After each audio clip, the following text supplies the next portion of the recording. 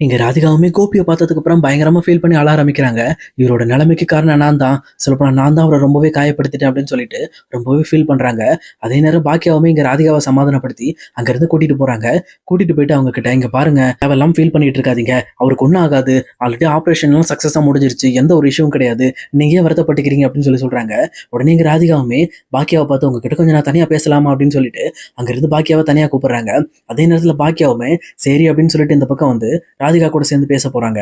அங்க ராதிகாவுமே பாக்கியாவும் ஒரே சேர்ல உட்காந்துட்டு ஒருத்தரோட ஒருத்தர் முகத்தை பார்த்துட்டு மட்டும் எதுவுமே பேசாம ரொம்ப அமைதியா இருக்காங்க. உண்மையை சொல்ல போனா 2 பேரோட மனசுக்குள்ள ஒரே வலி வேதனை தான். ஏன்னா 2 பேருமே தன்னோட வாழ்க்கையை பத்தி ரொம்பவே வந்து கவலைப்பட்டுட்டு இருக்காங்க. இங்க பாக்கியா ஓரளவுக்கு தேறி வந்துருவாங்க.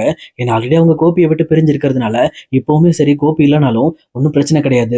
என் குழந்தைங்களை என்னால பாத்துக்க முடியுன்ற நம்பிக்கை அவங்களுக்கு இருக்கு. ஆனா ராதிகாவுமே ரொம்பவே உடஞ்சு போய் உட்காந்துட்டு இருக்காங்க. அப்ப பாக்கியாவுமே அங்க ராதிகாவை பார்த்து, "நீங்க வருத்தப்படாதீங்க, எதுக்காக கவலைப்படாதீங்க, ஏன் கவலைப்படுறீங்க?" அப்படின்னு சொல்லிட்டு இந்த பக்கம் வந்து ராதிகாவுக்கு ஆறுதல் சொல்றாங்க. அப்ப ராதிகாவுமே, "நான் உண்மையிலுமே கோபிய ரொம்பவே வந்து ஹர்ட் பண்ணிட்டேன். அவரை ரொம்ப கஷ்டப்படுத்தி பேசிட்டேன். ஆனா உண்மையை சொல்ல போனா கோபி என் கூட இருக்கிறத விட உங்க கூட இருந்தா தான் நல்லா இருக்கும். ஏன் தெரியுங்களா? உங்களோட குழந்தைங்க மேல கோபி ரொம்பவே உயிரை வச்சிருக்காரு. கண்டிப்பா நான் வந்து இனியா மேல அவர் வச்சிருக்க அன்பை பார்த்து ரொம்பவே வந்து பிரமிப்பா இருக்கு. அன்னைக்கு இனியா எங்க வீட்டுக்கு வந்து அவ கேட்ட ஒவ்வொரு கேள்விக்குமே இங்க கோபி கிட்ட நான் என்ன பதில் சொல்ல போறேன் அப்படின்னு சொல்லி என் மனசுக்குள்ளே நான் பயந்துட்டு இருந்தேன். சொல்லப்போனா அவ என்கிட்ட கேட்ட கேள்வியில தான் நான் அவளுக்கு எவ்வளவு பெரிய துரோகம் பண்ணியிருக்கேன் அப்படின்ற விஷயம் எனக்கு தெரிய வந்துச்சு" அப்படின்னு சொல்றாங்க. இது கேட்டோன்னு பாக்கியாவுமே, "இங்க பாருங்க, இந்த மாதிரி கோபி எடுத்த தப்பான முடிவுக்கெல்லாம் நீங்க எப்படி காரணம் ஏத்துக்க முடியும்? சொல்லப்போனா அது அவரோட முடிவு. அவர் பண்ண தப்புகளுக்கு நீங்க ஏன் பொறுப்பேத்துக்கிறீங்க?" அப்படின்னு சொல்லி கேட்குறாங்க. அப்ப இங்க ராதிகாவுமே இருந்துகிட்டு, "இல்ல, அதாவது அவர் என்ன தப்பு செஞ்சாலும் அதுக்கு காரணம் நான் தான். ஏன்னா அவர் அந்த தப்பு செய்ய விடாம தடுக்க வேண்டியது நான் தானே. நான் தானே அவரோட மனைவியா இருந்து எல்லாத்தையுமே தடுத்திருக்கணும். ஆனா நான் எதையுமே தடுக்காம அவர் எல்லாத்தையுமே செய்ய விட்டுட்டு கடைசியில எதுவுமே தெரியாம பிரச்சனை வந்ததுக்கு அப்புறம் மட்டும் நான் அவரை போய் காப்பாற்ற முடியுமா? அது ரொம்ப தப்பான விஷயம் இல்ல. ஆனா அன்னைக்கு உங்க பொண்ணு என்கிட்ட வந்து ஒரு கேள்வி கேட்டா. அதுல தான் எனக்கு முழுசா தெரிய வந்துச்சு. என்னால உங்க குடும்பம் ரொம்ப கஷ்டப்படுதா பாக்கியா?" அப்படின்னு சொல்லிட்டு இங்க பாக்கியாவை பத்தி கேட்குறாங்க. அப்ப பாக்கியாவுமே, "அப்படிலாம் இல்ல ராதிகா, நீங்க தப்பா நினைச்சுக்காதீங்க. அப்படிலாம் ஒண்ணுமே கிடையாது. நீங்க கண்டிப்பா வந்து ரொம்ப நல்ல பொண்ணு. எனக்கு நல்லா தெரியும். அது மட்டும் இல்லாம கோபி விஷயத்த பொறுத்தவரைக்கும் நம்ம 2 பேருக்குள்ள எந்த ஒரு பிரச்சனையும் இதுவரைக்கும் வந்தது கிடையாது. ஏன்னா கோபி எப்படிப்பட்டவர் அப்படிங்கிறது எனக்கும் நல்லா தெரியும், உங்களுக்கும் நல்லா தெரியும். அவர் அப்பப்போ இந்த மாதிரி வந்து சென்டிமெண்ட்டுக்கு அடாப்ட் ஆகி நிறைய பிரச்சனைகளும் நிறைய தொந்தரவுகளும் கொடுத்துட்டு இருப்பாரு. ஆனா இதுவரைக்கும் இந்த அவர் தொந்தரவுகளை நான் எதையுமே கண்டுகிட்டது இல்ல. பட் ஆனா இந்த ஹோட்டல் விஷயத்துல என்னால அப்படி இருக்க முடியல. அதனால தான் அவர் மேல நான் கேஸே கொடுத்தேன். ஏன்னா அது என்னோட உயிர் சம்மந்தப்பட்ட விஷயம் கிடையாது. மக்களோட உயிர் சம்மந்தப்பட்ட விஷயம். இதே மாதிரி அவர் வேற இடத்துல விளையாண்டு யாருக்காவது ஏதோ ஆயிடுச்சுன்னா கண்டிப்பா நான் அந்த அவர் பண்ண முதல் தப்ப நான் தண்டிக்காம விட்டதுக்கு தான் இப்படி ஆயிடுச்சு அப்படின்னு சொல்லி நானே என் மனசுக்குள்ள ரொம்பவே ஃபீல் பண்ண ஆரம்பிப்பேன். அதுக்காக தான் இந்த மாதிரி கோபி மேல கேஸ் கொடுத்தேன். அதனால தான் இவ்வளவு பெரிய பிரச்சனைகள் வந்துச்சு அப்படின்னு சொல்லிட்டு அவங்களுமே ராதிகாட்ட சொல்லி சமாதானப்படுத்த பாக்குறாங்க. ஆனா ராதிகாவுமே ரொம்ப ஃபீலிங்கோட, "ஒண்ணே ஒண்ணு சொல்றேன் பாக்கியா, இனிமேல் கோபிய நீங்க எப்படியாவது ஏத்துக்கங்க. எனக்கு கோபி வேண்டாம். நான் கோபிய டைவர்ஸ் பண்ண போறேன்" அப்படின்னு சொல்றாங்க. இது கேட்டோனே இந்த பக்கம் பாக்கியாக்கு பயங்கரமா வந்து ஷாக் ஆகுது. "என்ன ராதிகா சொல்லிக்கிட்டு இருக்கீங்க? அப்போ உங்க குழந்தையோட கதி என்ன ஆக போகுது? உங்க நிலைமை என்ன?" அப்படின்னு சொல்லி கேட்கிறப்போ, "இல்ல பாக்கியா, கண்டிப்பா கோபி இனிமேல் என் வாழ்க்கைக்கு வேணாம். நான் அவரை பிடிக்காம இருக்கல. சொல்லப்போனா அவர் உங்க கூட இருக்கிறது தான் நல்லது. என் கூட இருந்தா அது நல்லா இருக்காது. என் குழந்தைய எனக்கு எப்படியாவது பாத்துக்க தெரியும். ஆனா அவர் கண்டிப்பா உங்க கூட தான் இருக்கணும். ஏன்னா உங்க குழந்தைங்க ரொம்பவே ஹர்ட் ஆயிட்டு இருக்காங்க அவரால. அதனால நீங்க ஒண்ணா தான் இருக்கணும்" அப்படின்னு சொல்லிட்டு ராதிகாவுமே கண்ணை தொடச்சிட்டு அங்கிருந்து கிளம்பிடுறாங்க. இதை பார்த்து பாக்கியாவே அவங்களை கூப்பிட்டு சமாதானப்படுத்த ட்ரை பண்றாங்க. பட் ஆனா எதுவுமே வந்து இங்க ஒர்க் ஆகவே இல்லை. அதே நேரத்துல இவங்க 2 பேரும் பேசிட்டு இருக்கிற விஷயம் எல்லாத்தையுமே இங்க ஈஸ்வரியுமே கேட்டுட்டு இருந்திருப்பாங்க. அவங்களுமே கரெக்டா ராதிகா அங்கிருந்து கிளம்புனதுக்கு அப்புறம் இங்க ராதிகாவை பார்த்து, போய் தொலை, இதுக்கு மேல என் பையன் வாழ்க்கையில் நீ இல்லாம இருந்தாலே போதும். என் பையன் பாக்கியாவோட நிம்மதியா வாழ்வான்" அப்படின்னு சொல்லிட்டு இந்த பக்கம் ரொம்பவே பெருமை தட்டி பேசிட்டு இருக்காங்க. ஆனா இதெல்லாம் பார்த்துட்டு இருக்கிற பாக்கியாவுமே எந்த ஒரு பதிலுமே இங்க ஈஸ்வரிக்கு சொல்லாம ரொம்ப கோபத்தோட அவங்களுமே உள்ள போறாங்க. அவங்க உள்ள போனதுக்கு அப்புறம் கோபிக்காக வெளியில வெயிட் பண்ணிட்டு இருக்கும்போது இங்க கரெக்டா வந்து ஈஸ்வரியுமே, "எதுக்காக? நான் சொன்ன விஷயம் உனக்கு பிடிக்கலையா? ஏன் என் மேல கோவமா இருக்கு?" அப்படின்னு சொல்லி கேட்கறாங்க. உடனே இதை கேட்ட பாக்கியா ரொம்பவே கோவப்பட்டு, "முதல்ல நான் சொல்றதை நல்லா புரிஞ்சுக்கங்க. உங்களுக்கு உங்க பையன் முக்கியம் அப்படின்னா எங்களோட வாழ்க்கை எங்களுக்கு ரொம்ப முக்கியம். உங்க இஷ்டத்துக்கு உங்க பையன் நினைச்ச மாதிரி நீங்களும் உங்களோட மருமகளை மாத்த முடியாது. அதை நல்லா புரிஞ்சுக்கங்க.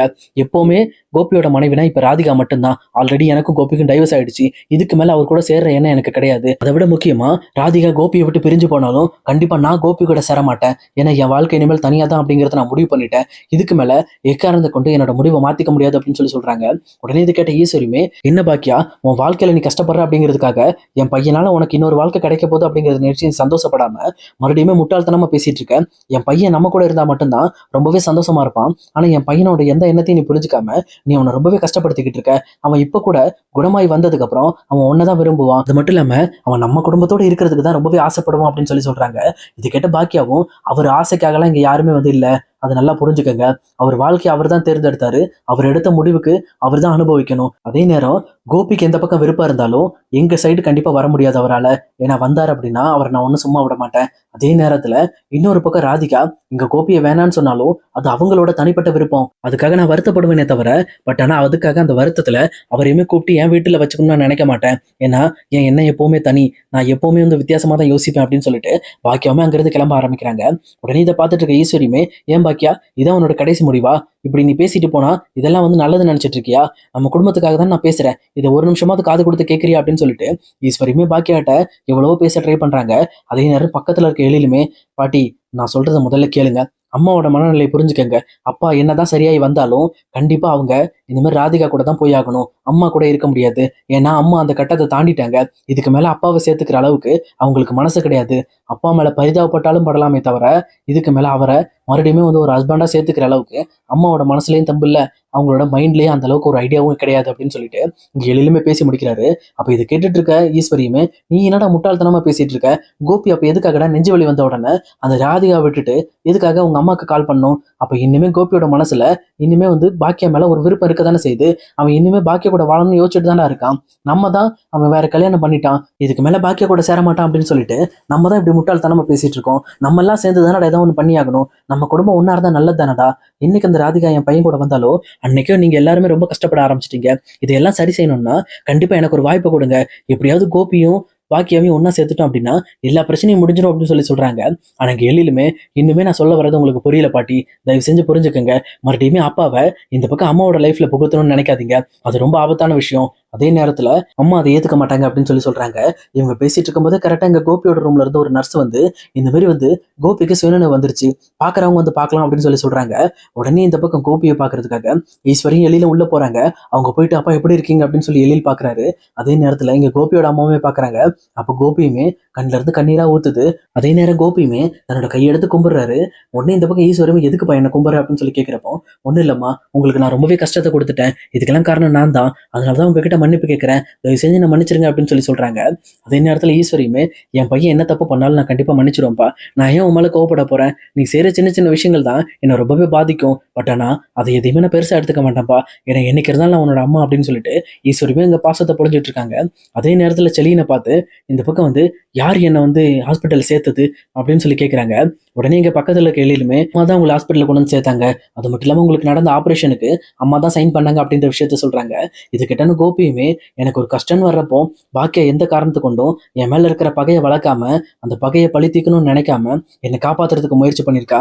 உண்மையிலுமே பாக்கியா ஒரு தனி ரகம் தான் அப்படின்னு சொல்லிட்டு நான் பாக்கியாவை பார்க்கணும், அவகிட்ட கொஞ்சம் பேசணும், அவளை எப்படியாவது உள்ள வர சொல்றியா அப்படின்னு சொல்லி சொல்றாங்க. உடனே கேலிலுமே நான் வர சொல்றேன்ப்பா அப்படின்னு சொல்லிட்டு அங்கிருந்து பாக்கியாவை கூப்பிட போறாங்க. சொல்லப்போனா இங்க கோபி பாக்கியாவை பத்தி என்ன கேட்க போறாரு அப்படிங்கிறதுல இங்க ஈஸ்வரியுமே ரொம்பவே ஆர்வமா இருக்காங்க.